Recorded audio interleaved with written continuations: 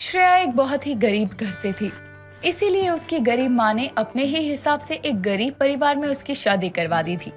शादी के बाद भी उसे अपने परिवार से ज्यादा अपने शौक की पड़ी थी, इसीलिए वो आए दिन नई नई फरमाइशें किया करती। श्रेया का पति नितेश और उसकी सास हेमा बार बार मना करते, लेकिन श्रेया अपने शौक के आगे किसी की नहीं सुनती। वो आस पड़ोस के लोगों से उधार लेकर आखिर अपने शौक पूरे कर ही लिया करती और बाद में वो पैसे उसकी सास और पति को देने पड़ते थे। ऐसा कई दिनों तक चलता है। कुछ दिनों के बाद श्रेया बाहर से घूमकर आई थी और घर में आते ही अपनी सास हेमा से कहती है, माँ जी, इतनी गर्मी हो रही है बाहर, पता नहीं आप लोग कैसे रह लेते हैं इस छोटे से घर में। मेरा तो दम घुटता है यहाँ।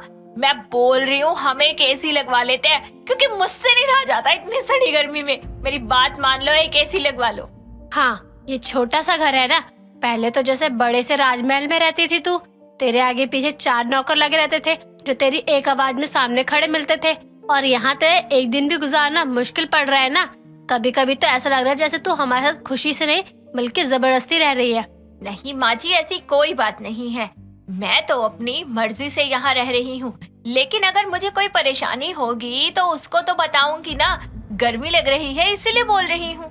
बहू, गर्मी तो लगेगी ही ना, लेकिन हमारी गरीबी का भी कभी सोच लिया कर कि यहाँ खाने के लाले पड़े हैं और तुझे एसी चाहिए घर में। कभी तो पैसे बचाने के लिए भी सोच लिया कर। हमेशा पैसों को फिजूल खर्चा करना जरूरी है क्या? अपने मायके से कोई खजाना नहीं लाई है जो तू इतना उड़ा रही है। हाँ, आप भी तो अपने मायके से कोई खजाना नहीं लाई जो मुझे ताने मार रही हो। मैंने आखिर मांगा ही क्या है? एसी ही तो मांगा है बस, और क्या। उसके लिए भी आप शुरू हो गई। तेरी बात सही है, लेकिन एसी लाने के लिए पैसे भी होने चाहिए, और हमारे हालात तुझसे छुपे तो नहीं है, फिर भी बार बार एक ही चीज बोलती है। आपके हालात ऐसे ही रहने वाले हैं, क्योंकि आप लोगों को यहीं तक रहना है, यही आपकी सोच है। आगे बढ़ने का तो आप कभी सोचेंगे ही नहीं। घर में एसी आ जाएगा तो 4 लोग हमारे बारे में अच्छा ही बोलेंगे, बुरा तो नहीं बोलेगा ना कोई। अरे तेरे महंगे शौक हमसे तो पूरे नहीं होंगे। इससे पहले तुझे 3 चूल्हे वाला चूल्हा चाहिए था, और जो तू उधार करके ले आई थी उसके पैसे अभी तक चुकाए नहीं जा रहे हैं। ये हमारे बस की नहीं है। आप बोल तो ऐसे रहे हो जैसे वो चूल्हा में ले जाकर अपने मायके वालों को दे आई। वो यही है। अरे हम लोग इस्तेमाल कर रहे हैं तो एसी भी इस्तेमाल कर लेंगे। अरे बहू, तू समझ क्यों नहीं रही है? अगर पैसे हो तो ये सब लेने में कोई दिक्कत नहीं है, लेकिन हम पहले से ही गरीब है और तू खर्चा बढ़ा रही है अपने शौक पूरे करने के लिए। तेरे चलते तो हम कुछ ही दिनों में सड़क पर आ जाएंगे। घर का भी ख्याल करा कर। घर का ख्याल रखकर ही तो बोल रही हूँ, हमें एसी लगवा लेना चाहिए। गरीबी तो खत्म होने से रही। मायके में थी तो भी गरीब, ससुराल आई तो भी गरीब। अरे गरीब ही गरीब हूँ हर तरफ से। गरीबों के घर में एसी आ जाएगा तो कौन सा पहाड़ टूट जाएगा। आपको बस अपनी ही पड़ी रहती है, मेरा तो सोचा ही मत करो। मुझे कुछ नहीं पता। मुझे घर में एसी चाहिए तो मतलब चाहिए, या तो आप लगवा दो या मैं खुद लगवा लूंगी कैसे भी करके। हेमा की लाख मना करने के बाद भी श्रेया नहीं मानती, और जब हेमा भी नहीं मानती तो वो खुद एसी की दुकान में जाकर एसी ले आती है और घर में लाकर लगवा ही लेती है। ये देखकर हेमा तो अपने सर पर हाथ रखकर बैठ जाती है। कुछ देर बाद नितेश काम से आता है और घर में एसी देखकर कहता है, ये कौन लाया घर में? आप दोनों को क्या कुछ दिखाई नहीं देता है? मैं यहाँ इतनी मेहनत करके पैसा कमा रहा हूँ और आप लोग हो कि पैसे को इस तरह बर्बाद कर रहे हो। बेटा, ये तेरी बीवी का ही किया धरा है। मैं तो मना कर रही थी, लेकिन इसने मेरी एक नहीं सुनी और जाकर एसी ले आई। अब बता, इसमें मेरी क्या गलती है? मैं तो मना ही कर रही थी ना। तुम ये एसी कैसे लाई हो? हमारे पास तो पैसे थे ही नहीं, फिर तुमको ये मिला कैसे? देना ही तो था वो उसे। मैंने तो बस माँ जी की सोने की बाली ही बेची थी, उसी के पैसों से लाई हूँ। अरे अब गहने तो इसीलिए रखते हैं ना कि बुरे वक्त में काम आ जाए। तुम क्या पूरी पागल हो? एसी को लाने से भी ज्यादा जरूरी है हमारे पास काम। लेकिन नहीं, तुम्हें तो अपने शौक पहले पूरे करने हैं, बाकी दुनिया जाए भाड़ में, है ना? तुम तो मेरे शौक पूरे करोगे नहीं, तो मैंने तो पहले ही कहा था कि जैसे तैसे मैं अपने शौक को पूरा कर लूंगी। तो मैं ले आई घर में एसी। अब दिमाग ठंडा रहेगा और घर भी ठंडा रहेगा। पता नहीं कौन सी घड़ी में मेरा दिमाग फिर गया और मैंने इसे अपने घर की बहू बना लिया। इसे तो ना खुद की पड़ी है और ना ही अपने पति की। इसका तो बस चले एक दिन घर भी बेच देगी। श्रेया वही करती जो उसका मन करता। श्रेया अपने शौक पूरा करने के लिए कुछ भी कर देती थी, वो भी बिना कुछ सोचे समझे। श्रेया एक दिन अपने घर में ही थी और अपनी सास से कहती है, माँ जी, मैं सोच रही हूँ अपने नाखूनों को थोड़ा स्टाइल करने के लिए नेल स्पा चली जाऊँ। अपने मायके में तो कभी गई नहीं, लेकिन ससुराल वाले तो मेरे लिए इतना कर ही सकते हैं। बहू, तेरे ससुराल वाले और मायके वालों में कोई खास अंतर नहीं है, हम भी गरीब ही हैं। कोई बात नहीं माँ जी, नेल स्पा ही तो जाना है। मैं पड़ोस वाली रीमा काकी से पैसे ले लेती हूँ, आप उन्हें दे देना। हेमा की मना करने के बाद भी श्रेया काकी से पैसे उधार लेकर आती है और नेल स्पा करवा लेती है। नेल स्पा करवाने के बाद जब श्रेया घर आती है तो हेमा श्रेया से कहती है, बहू, अगर तेरे महंगे शौक पूरे हो गए हो तो जा कपड़े धो दे। मैंने घर का सारा काम कर दिया है, बस तू जल्दी से कपड़े धो दे। मैंने अभी तो नेल स्पा करवाया है और कपड़े धो। एक काम करो ना, आप वॉशिंग मशीन ले आओ, हमारे लिए ये भी अच्छा रहेगा। हमें माफ कर बहू, तेरे ये रोज रोज के महंगे शौक बढ़ते ही जा रहे हैं। श्रेया अब की बार वॉशिंग मशीन लाने के लिए घर के कागज गिरवी तक रख देती है। वॉशिंग मशीन घर में वो ले आती है। श्रेया के महंगे शौक रुकने का नाम ही नहीं ले रहे थे और वो रोज रोज कुछ ना कुछ ऐसा करती ही रहती और कुछ ना कुछ घर पर लाती रहती। कुछ दिनों बाद जब वॉशिंग मशीन के पैसे ना दिए जाने की वजह से वहाँ एक बिरजू नाम का आदमी आता है और घर आकर सबसे कहता है, देखिए, निर्धारित समय पर वॉशिंग मशीन के पैसे ना दिए जाने की वजह से हम आपका ये घर ले रहे हैं। आपको आज ही ये घर खाली करना पड़ेगा। श्रेया, ये क्या है? तुमने अपने शौक पूरे करने के लिए घर को ही गिरवी कर दिया। तुम्हें इतनी अकल नहीं है क्या? अगर घर ही नहीं रहेगा तो हम कहाँ जाएंगे? हाँ, तो मुझे यही लगा था कि आप पैसे दे दोगे। पैसे तो ये तब देते ना जब इसके पास होते, और ना ही तूने बताया हमें। तू पागल हो गई है क्या बहू? देख, आज तेरे महंगे शौक की वजह से जो हमारे पास एक घर बचा था वो भी जाने की नौबत पर है। अब हम कहाँ जाएंगे? माँ जी, मुझे क्या पता था कि ये सब हो जाएगा, लेकिन ये सब तो खराब हो गया। भाई साहब, आप हमें थोड़ा समय और दे दो, हम पैसे दे देंगे। नहीं, आपको पैसे पूरे देने होंगे, तभी मैं आपको आपके घर के कागज दे सकता हूँ। हे भगवान, मेरी ये गरीब बहू के महंगे शौक ने तो वही करा जिसका मुझे इतने समय से डर था। अब बहू, तू ही बता, हम कहाँ जाएंगे? माँ जी, मुझे माफ कर दो। मुझे नहीं पता था कि मेरी एक गलती की वजह से इतनी बड़ी मुसीबत हो सकती है। लेकिन भाई साहब, आप अपनी वॉशिंग मशीन ले जाओ और हम आज ही आपका सारा पैसे दे देंगे। लेकिन कैसे देंगे? यहाँ कोई सोने की खदान थोड़ी है। आज तक मैंने अपने जितने भी शौक पूरे किए हैं, उन सब चीजों को बेचकर पैसे जमा हो सकते हैं ना। ठीक है, आप लोगों के पास आज शाम तक का ही समय है। श्रेया नितेश के साथ जाकर सारा सामान बेच देती है और पैसे ले जाकर बिरजू को देती है। इतना सब होने के बाद उसे अपनी गलती का एहसास होता है और वो फिर कभी ऐसा नहीं करती। सोनिया अपना माथा पकड़कर सोफे पर बैठी होती है और खुद से बोलती है, हे भगवान, आखिर ये दुनिया कहाँ जाके रुकेगी। मेरी सास को तो बिल्कुल भी शर्म ही नहीं है। शर्म लिहाज का पर्दा ही खो बैठा है उसने तो। फैशन के मामले में तो मेरी सास उर्फी जावेद को भी टक्कर देने लगी है। आखिर मैं क्या करूं अपनी छोटे कपड़े पहनने वाली सास का। सोनिया इतना बोल ही रही होती है कि तभी क्रॉप टॉप और मिनी स्कर्ट पहने हुए सोनिया की सास पूजा वहाँ पर आती है और बोलती है, बहू देख, लग रही हूँ ना मैं एकदम कभी खुशी कभी गम वाली पू नहीं गू। मेरे कहने का मतलब है कि बिल्कुल अच्छे नहीं लग रहे हो। ये क्या पहन रखा है आपने माँ जी? अरे ड्रेस पहन रखा है, और क्या पहन रखा है? अच्छी लग रही हूँ ना मैं? ये देख, न्यू शॉर्ट्स में। माँ जी, मैंने आपको कितनी बार कहा है कि जो फैशन होता है ना वो उम्र के हिसाब से अच्छा लगता है। आपको छोटे कपड़े पहनना पसंद है, ये बात मुझे समझ आती है, लेकिन ऐसे वाहियात कपड़े पहनने वाला आपका ये फैशन मुझे समझ नहीं आता। अरे अगर आपको छोटे कपड़े पहनने ही हैं तो आप अपनी उम्र के अकॉर्डिंग पहनिए ना। क्या बुराई है मेरी उम्र में? मैं अभी बस 40 की ही तो हूँ। अच्छा चलो ठीक है, उम्र का तो देखा जाए, कम से कम अपने शरीर का आकार तो देखिए। ये ड्रेस एक 0 फिगर वाली लड़की पर अच्छी लगती है, आप खुद को देखिए।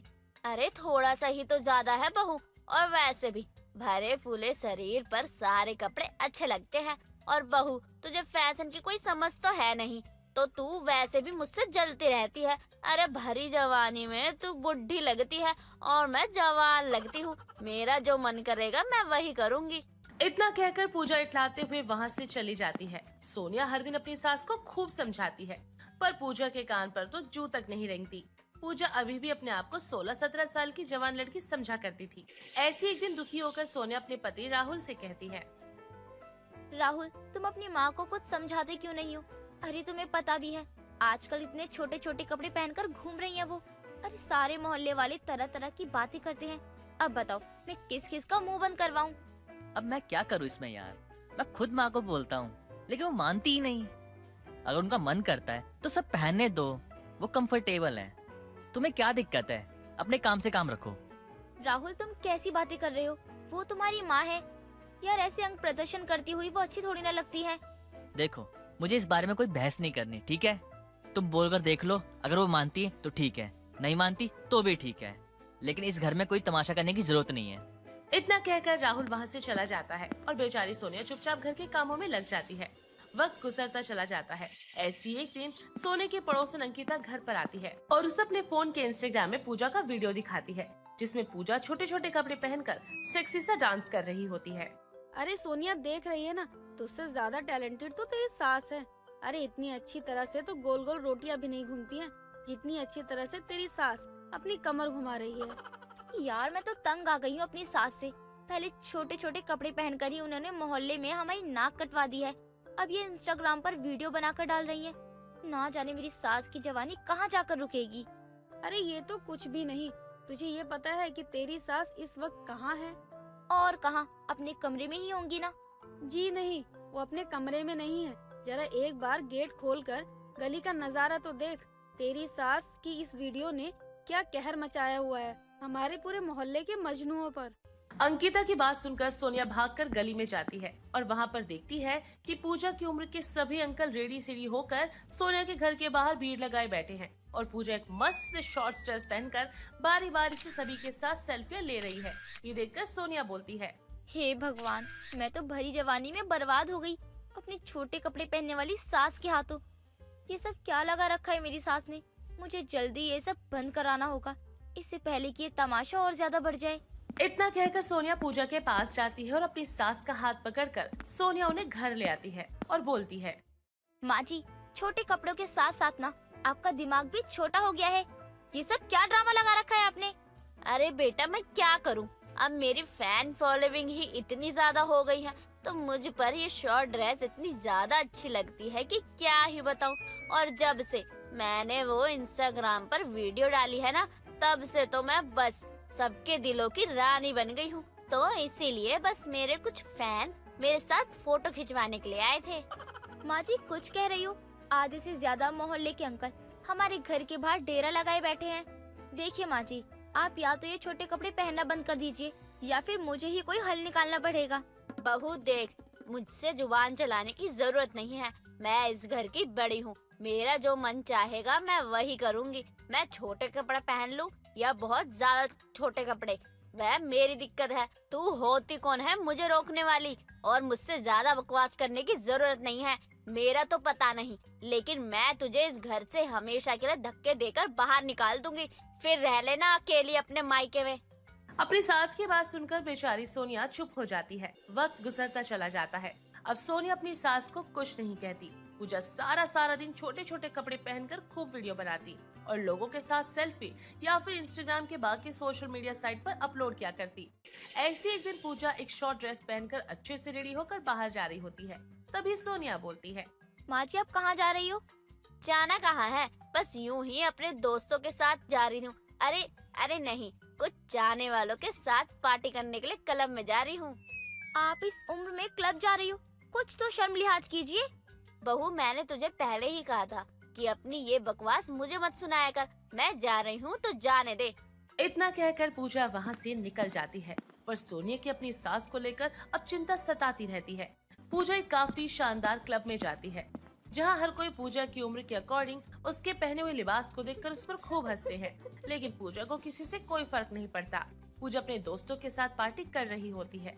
तभी सौरभ नाम का एक लड़का हाथों में वाइन का ग्लास लिए हुए आता है और पूजा से बोलता है, हेलो ब्यूटी, मैं आपका बहुत बड़ा फैन हूँ। इस उम्र में भी आपने अपने आप को कितना फिट रखा हुआ है, और आपके छोटे छोटे कपड़े, हाय, आजकल की लड़कियों को आप एकदम टक्कर देती हो।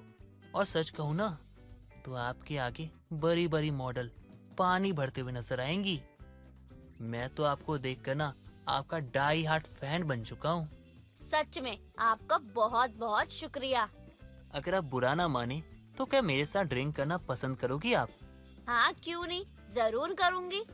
इतना कहकर सौरभ पूजा को एक वाइन का ग्लास दे देता है। वाइन पीते पीते पूजा और सौरभ दोनों डांस करने लगते हैं, पर धीरे धीरे पूजा का सर भारी होने लगता है। वो बेहोश हो जाती है। सौरभ पूजा को अपनी बाहों में थाम लेता है, जिसके बाद सभी की नजरों से वो बचता बचाता पूजा को क्लब के रूम में ले जाता है और उसे बेड पर लेटा देता है और उसकी तरह तरह की फोटोज लेने लगता है और खुद से बोलता है, आंटी जी, आपको बिना बुढ़ापे में जवान बनने का बहुत ही शौक था। अब बनोगी आप असली जवान। जब आपकी इन फोटो से मैं अश्लील फोटो बनाकर आपको ही ब्लैकमेल करूंगा।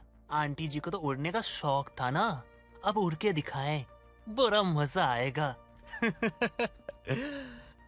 वैसे सच कहूँ तो आंटी जी को देखकर ऐसा लग रहा है जैसे कुछ कर बैठूं। वैसे ये आइडिया बुरा नहीं है, वैसे भी तो नशे में है, थोड़ा फायदा उठा लिया जाए तो क्या ही गलत है।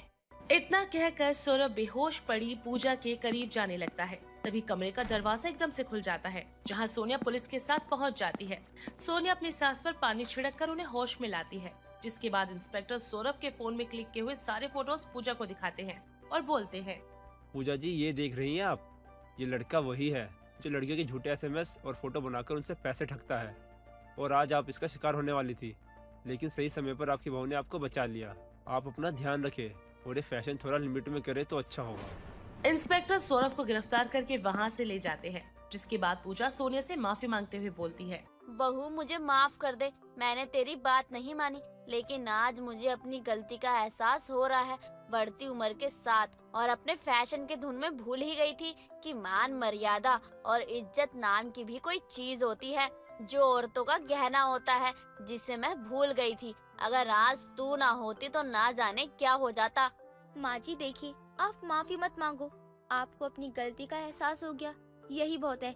मैं ये नहीं कहती माँ जी कि फैशन गलत है, बस हर चीज को हिसाब से किया जाए तो ही अच्छी लगती है। मुझे पहले ही कुछ अनहोनी होने का डर था, इसलिए मैं आपका पीछा करते करते यहाँ तक पहुँच गई और सही समय पर मैंने पुलिस को फोन कर दिया।